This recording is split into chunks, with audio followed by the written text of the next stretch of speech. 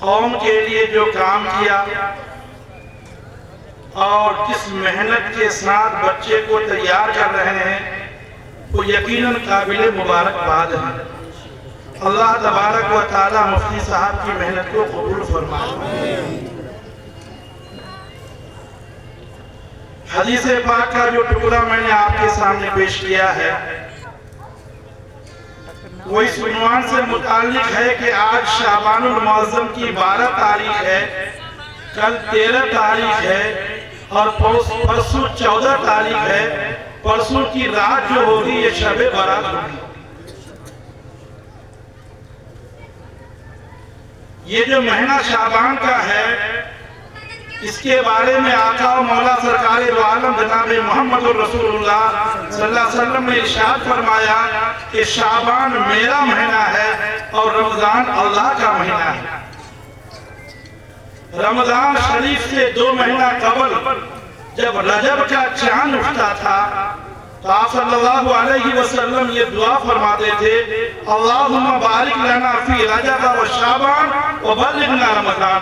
ऐ अल्लाह रजब और शाबान के महीने में बरकत दीजिए ताकि मुझे रमजान तक पहुंचा दीजिए। 2 महीना पहले से ही आका मौला सरकार दो आलम जनाब मोहम्मद रसूलुल्लाह सल्लल्लाहु अलैहि वसल्लम रमजान की आमद का इंतजार कर रहे थे। और आज हम लोग हैं कि इतना डरते हैं कि बिल्कुल रमजान करीब आने वाला है, कितना जल्दी हो जाए कि रमजान का महीना गुजर जाए, है ना। उसी नबी की उम्मत है मेरे भाई। शाबान के महीने के बारे में आता आप सल्लल्लाहु अलैहि वसल्लम इस महीने के अंदर कसरत से रोजा रखा करते थे और शाबान की 15वीं शब के बारे में एक हदीस है जो आप 12 सुने होंगे मगर वक्त का तकाजा है कि उसको अर्ज कर दिया जाए। एक मरतबा का वाकया है कि आप सल्लल्लाहु अलैहि वसल्लम हज़रत आयशा रज़ियल्लाहु ताला अन्हा के हुजरे में आराम फरमा रहे थे और वो शाबान की 15वीं तारीख थी। चांद के एतबार से, अरबी के एतबार से रात पहले आती है, दिन बाद में आता है। चांद निकल गया, तरावी शुरू, रोजा सुबह रखना है। इसी तरीके से हज़रत आयशा रज़ियल्लाहु ताला अन्हा के हुजरे में आराम फरमा रहे थे। आधी रात में आप सल्लल्लाहु अलैहि वसल्लम अपने बिस्तर से उठकर वजू फरमाकर करीब के कब्रिस्तान जन्नतुल बकी चले गए और वहां जाकर के मरहूमीन के लिए खूब दुआएं करने लगे, अल्लाह के सामने रोने गिड़गिड़ाने लगे। हज़रत आयशा रज़ियल्लाहु ताला अन्हा की जब आंख खुली तो हज़रत आयशा रज़ियल्लाहु ताला अन्हा चूंकि थी तो औरत, हम सबकी माँ है, मगर औरत के अंदर एक टेढ़ापन होता है, वो टेढ़ी पसली से पैदा हुई है। आप औरत के ऊपर 1 लाख एहसान कर दीजिए, एक चीज में अगर कमी पा जाएगी तो जिंदगी भर के आपके सारे एहसान पर पानी फेर देगी। तो कहते हैं औरत जो है ये टेढ़ी पसली से पैदा हुई है, इसको टेढ़ा ही रहने दीजिए और इसी हाल में अपना काम निकाल लीजिए। उसको सीधा करने के चक्कर में रहिएगा ना तो जैसे टेढ़ी पसली टूट जाएगी तो मामला वहां पर भी गड़बड़ हो जाएगा, है ना। झूठ की कितनी कबाहत है, लेकिन लिखा है कि बाद मौके पर झूठ बोलने की इजाजत है। 2 आदमी के दरमियान सुलह करना हो वहां झूठ बोलने की इजाजत है और मैदान हर्ब का मसला हो तो वहां पर झूठ बोलने की इजाजत है। इसी तरीके से अगर बीवी को मनाने की नौबत आ जाए तो वहां पर भी शरअन आप झूठ बोल सकते हैं, इसकी शरीयत में गुंजाइश है। बाहर क्या हज़रत आयशा रज़ियल्लाहु ताला अन्हा को शक हो गया कि ऐसा तो नहीं कि हमारी बारी में आका मौला सरकार दो आलम जनाब मोहम्मद रसूलुल्लाह सल्लल्लाहु अलैहि वसल्लम किसी और के हाथ तो नहीं गए। वो अपने बिस्तर से उठी चुपके चुपके, इधर देखी उधर देखी उधर देखी, लेकिन कहीं आप सल्लल्लाहु अलैहि वसल्लम नहीं मिले। एक बात याद रखिएगा, आप सल्लल्लाहु अलैहि वसल्लम की 11 बीवियां थी। एक वक्त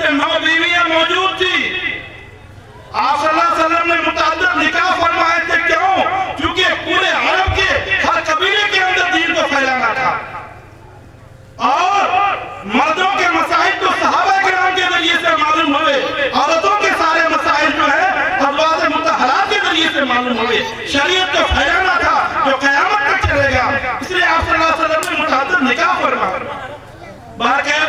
हज़रत आयशा रज़ियल्लाहु तआला अन्हा जब नहीं पाई तो वो गई कब्रिस्तान की तरफ, जन्नतुल बकी की तरफ। क्या देखती है कि आप सल्लल्लाहु अलैहि वसल्लम वहां पर बैठ करके दुआएं मांग रहे हैं और दुआ से आप सल्लल्लाहु अलैहि वसल्लम फारिग हो चुके थे।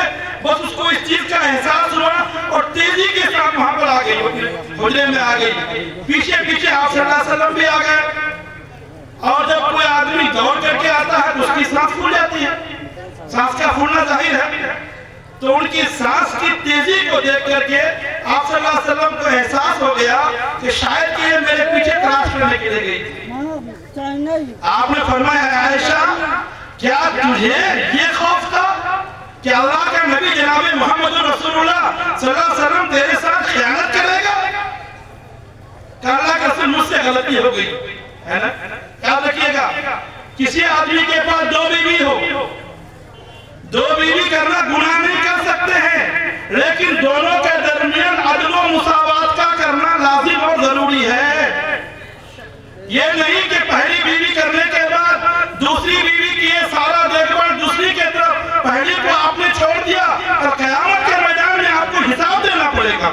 रिवायत में आता है जिस शख्स की दो बीवियां हो और वो दोनों के दरमियान बराबरी न करता हो तो क़यामत के मैदान में जब अल्लाह के सामने जाएगा एक मोंडा उसका झुका हुआ है। इसलिए मेरे भाई बुजुर्गों दोस्तों, मुतअद्दिद निकाह करना बुरा नहीं है, आप कर सकते हैं कि अदल व मुसावात का कायम करना आपके जिम्मे लाजिम और जरूरी है। आपने इरशाद फरमाया, वो सुनिएगा गौर से, आयशा तुझे मालूम है आज की रात जो 15वीं शाबान है ये कैसी अहम रात है, ये बहुत कीमती रात है। इस रात में अल्लाह तबारक व तआला आसमान दुनिया के करीब होते हैं और वहां से आवाज लगाई जाती है कोई मग़फ़िरत करने वाला कि मैं उसकी मग़फ़िरत करूं, है कोई अपनी जरूरत के बारे में मुझसे सवाल करने वाला कि मैं उसके सवाल को पूरा करूं, है कोई हाजतमंद कि मैं उनकी हाजत को पूरा करूं। आगे आपने इरशाद फरमाया कि आज की रात में अरब के अंदर एक कबीला था, उस कबीले का नाम था बनी कल्ब। कबीला बनी कल्ब के अंदर बकरियां बहुत ज्यादा थी। तो आपने मिसाल देके फरमाया, बनी कल्ब के कबीले में जो बकरियां हैं उन बकरियों के जिस्म के ऊपर जो बाल है उन बालों के बराबर अल्लाह पाक आज की रात में लोगों को जहन्नम से छुटकारा दिलाकर जन्नत का फैसला फरमाते हैं। मतलब ये है कि जैसे एक बकरी के जिस्म का बाल का गिनती करना मुश्किल, एक बकरी तो दूर की बात, आपके हाथ के नीचे जितना बाल आ जाएगा ना आप उसको गिनती नहीं कर पाइएगा। कहने का मकसद ये था कि आज की रात शबे बारात में अल्लाह तबारक व तआला बेहिसाब गुनहगारों को और जहन्नमियों को जहन्नम से नजात दिलाकर उसके लिए जन्नत का फैसला फरमाते हैं। आगे आपने इरशाद फरमाया, ये शबे बारात है, इसी रात में लिखा जाता है इस साल कौन मरेगा, इसी रात में लिखा जाता है इस साल किस किस के घर में कौन सा बच्चा पैदा होगा, इसी रात में लिखा जाता है इस साल किनकी शादी होगी, किनके साथ क्या मामलात होंगे। हम तो दुनिया में मगन है ना भाई, हम दुनिया में मगन हैं, हमारे कफन का कपड़ा बाजार में आ चुका है, हमें अपनी मौत की फिक्र नहीं है। फरमाते हैं ये वो रात है। आगे आपने इरशाद फरमाया कि आयशा सुनो, इस रात को इबादत करने की बहुत अहमियत है। दूसरी हदीस में है कि कुमू लैलहा सुमू नहारहा, कि इसकी रात में इबादत किया करो और दिन में इबादत किया करो, दिन में रोजा रखा करो। यानी इस हदीस पाक के मफहूम के एतबार से शबे बारात में 3 काम करना साबित है। एक तो इस रात में कब्रिस्तान जाना साबित है। हमारे अकाबरीन मज़ाहिब सहारनपुर के शेख यूनुस साहब रहमतुल्लाह अलैह, हमने अकाबरीन को देखा है इस रात में कब्रिस्तान जाया करते थे। कब्रिस्तान जाना को बुरा नहीं जा सकते हैं, जाने को लाजिम समझना ये गलत है। एक तो ये काम। दूसरा काम ये है आप रात भर में इबादत करें जैसे आपकी इबादत करने का दिल करे, चाहे कुरान शरीफ की तिलावत कीजिए, आप जिक्र कीजिए, नमाज पढ़िए, जो तौफीक हो वो कीजिए, उस वक्त तक कीजिए जब तक कि आपकी तबीयत में बशाशत हो। जबरदस्ती रात भर जगे रहना, मटर गश्ती करते रहना, इस कब्रिस्तान से उस कब्रिस्तान घूमते रहना, शरीयत में इसकी गुंजाइश नहीं। और तीसरी बात कही गई कि इसके सुबह रोजा रखना, ये भी हदीस से साबित है। ये 3 काम तो शब बारात के मौके पर साबित है। इन 3 कामों के अलावा जितने भी काम किए जाएंगे वो सब के सब बिदअत है और वो सब के सब गुमराही का रास्ता है। आपने इरशाद फरमाया इस रात में बहुत सारे लोगों की मग़फ़िरत होती है। कुछ लोग ऐसे हैं कि उसकी मग़फ़िरत इस रात में भी नहीं होती है। उनमें से एक कौन है? मुशरिक है, जो अल्लाह के साथ किसी को शरीक करता है। एक वो आदमी है जो शराब का आदी है, वो आदमी जो शराब का आदी है, और एक वो आदमी जो आपस की रिश्तेदारी को तोड़ता है, और एक वो आदमी है जो अपने माँ बाप की नाफरमानी करता है। भाई बुजुर्गों, दोस्तों, गौर कीजिए, शराब आज हमारे मुआशरे के अंदर सिरायत कर गया है। कल मौलाना इदरीस साहब नौकटा के साहबजादे मुफ्ती ईसा साहब बयान फरमा रहे थे, एक दवाई आती है खांसी को खत्म करने के लिए। उसी दवाई को जब आदमी ज्यादा पी लेगा तो आदमी को नशा आ जाता है। उस दवाई के बेचने पर पाबंदी है, लेकिन ऐसी स्कीम निकाली गई है कि मुसलमानों के मोहल्ले के अंदर वो दवाई बेची जाए तो वहां पर सख्ती जायज नहीं है, और गैरों के मोहल्ले के अंदर सख्ती है ना मेरे भाई। इसलिए ये शराब और नशा ये बहुत बुरी चीज है। जैसे सूअर का गोश्त खाना हराम, वैसे ही शराब पीना भी हराम। क्या वजह है? सूअर के गोश्त के करीब तो मुसलमान नहीं जाता, लेकिन हमारी नई नस्ल जो है वो शराब को अपने मुंह से लगा रही है। ये बड़े अफसोस की बात है। ये शराब बहुत बुरी चीज है। अल्लाह पाक हमको इससे बचने की तौफीक अता फरमाए। एक और चीज है कतर रहमी, रिश्तेदारी को तोड़ना। याद रखिएगा, थोड़ी थोड़ी बात पर हम सब लोगों से अच्छे अंदाज से मिलते हैं, लेकिन अपने घर में जाते हैं ना, छोटे भाई के साथ बात नहीं करते हैं, हम बड़े भाई के साथ बात नहीं करते हैं।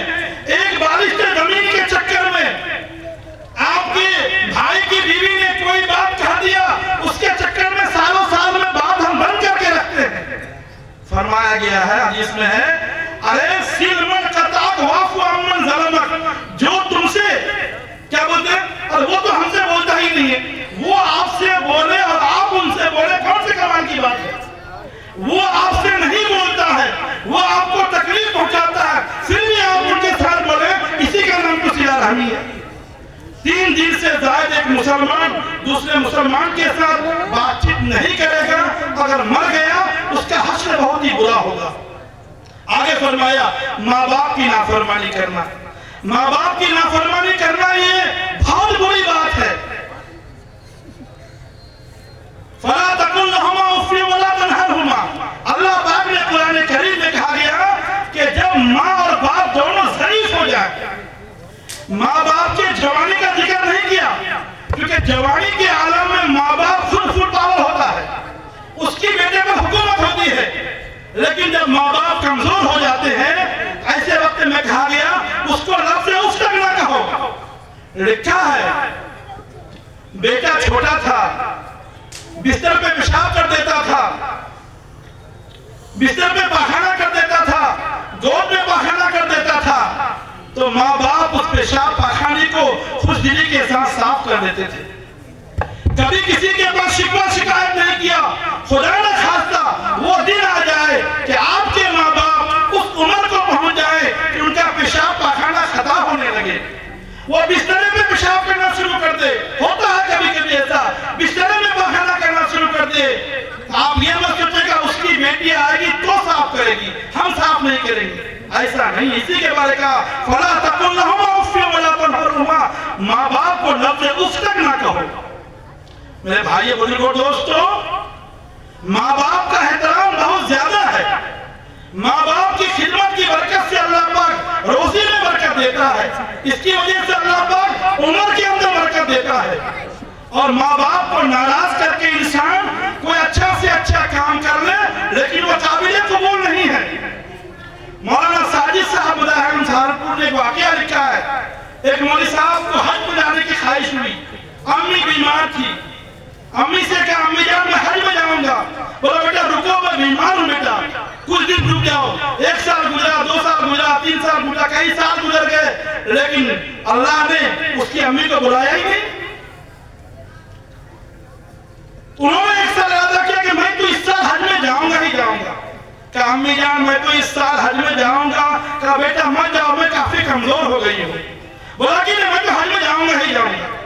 माँ को नाराज करके वो शख्स हज में चले गए। वो चले गए, उस जमाने में पहले पैदल चलना पड़ता था, फिर पानी जहाज की बारी आती थी। इत्तेफाकन जाते हुए गांव में शाम हो गया, तो गांव की मस्जिद में गए और मस्जिद में जाकर के वो अपना सामान उमान रखा और नमाज पढ़ना शुरू कर दिए मस्जिद में। इत्तेफाक की बात है उस गांव में चोरी हो गई। चोरी जो हो गई तो पूरे गांव के लोग जो है चोर को पकड़ने के लिए बिल्कुल हल्ला शुरू हो गया, है ना।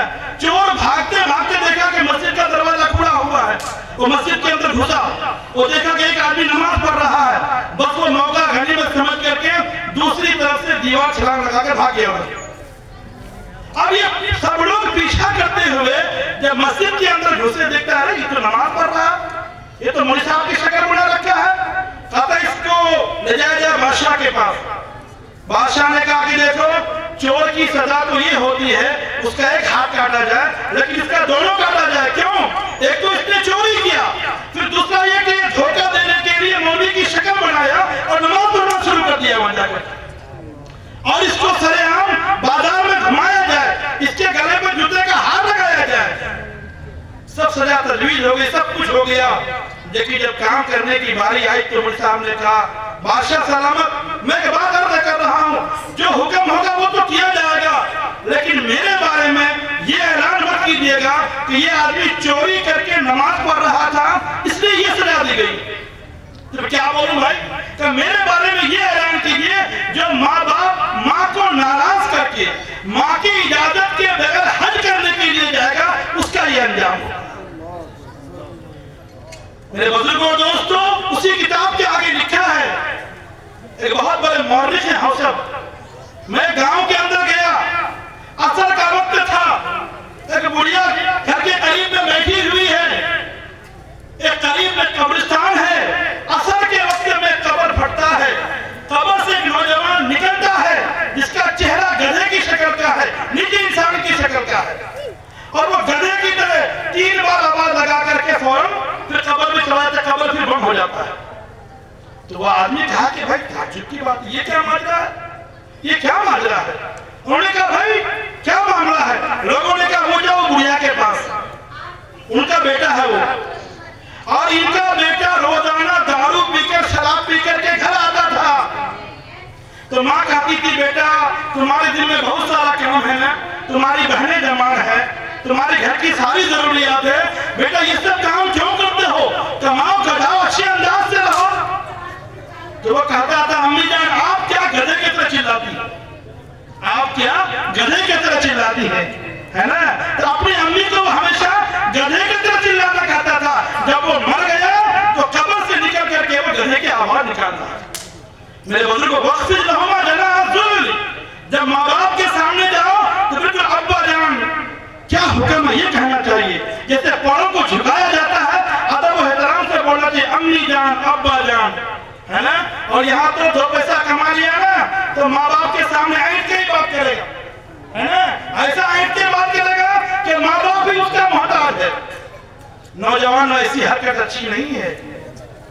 लिखा है उसी किताब के अंदर लिखा है, एक सहाबी आप सल्लल्लाहु अलैहि वसल्लम की खिदमत में शिकायत कर दिए। क्या शिकायत किए? अल्लाह के रसूल मेरा बाप मेरे माल को मेरी मर्जी के बिना इस्तेमाल करता है, हम तो बाप से फर्क हो गए, है ना। वो जहां चाहे हमारे माल को इस्तेमाल कर लेता है, लिहाजा मेरे बारे में फैसला कर दीजिए कि मेरा बाप मेरे ऊपर जुल्म कर रहा है। जो मेरा निजी कमाया हुआ माल है उसको मेरा बाप खर्च कर देता है, मुझे इसका इंसाफ चाहिए। आप सल्लल्लाहु अलैहि वसल्लम के जानिब से कासिद आका मौला सरकार दो आलम जनाब मोहम्मद रसूलुल्लाह सल्लल्लाहु अलैहि वसल्लम से उनके पास गया चलिए आपके ऊपर मुकदमा दायर हुआ है, आप बेटे का माल जबरदस्ती जहां तहां बेच लेते हैं। तो उसका बाप झुकी हुई कमर वाला कमजोर बूढ़ा था। जब वो निकला अपने घर से आप सल्लल्लाहु अलैहि वसल्लम की मजलिस में जाने लगा, उन्होंने अपने ज़हन के अंदर कुछ अशार कहे अरबी के अंदर। वो अशार तो बहुत लंबा चौड़ा है। उन अशार का मफहूम ये है, या अल्लाह, ये मेरा छोटा सा बेटा जब रात को रोता था, उसके रोने की वजह से हमारी रात भर की नींद हराम हो जाती थी। या अल्लाह, ये मेरा बेटा रात के 12 बजे बिस्तर पे पेशाब कर देता था, हम खुद बिस्तर पेशाब पे सो जाते थे, बच्चे को सूखे हुए पे सुलाते थे। या अल्लाह, इस बेटे के लिए इसकी तबीयत खराब हो जाती थी, हम लोगों की चैन सुकून सब खत्म हो जाता था। या अल्लाह, मेरा बेटा जिसको मैं कंधे पे लेके चला करता था, या अल्लाह, मेरा बेटा जिसको मैंने घुमाना सिखाया, चलना फिरना सिखाया, या अल्लाह, मैं जिंदगी में जो कुछ कमाया वो सब अपने बेटे के लिए कमाया।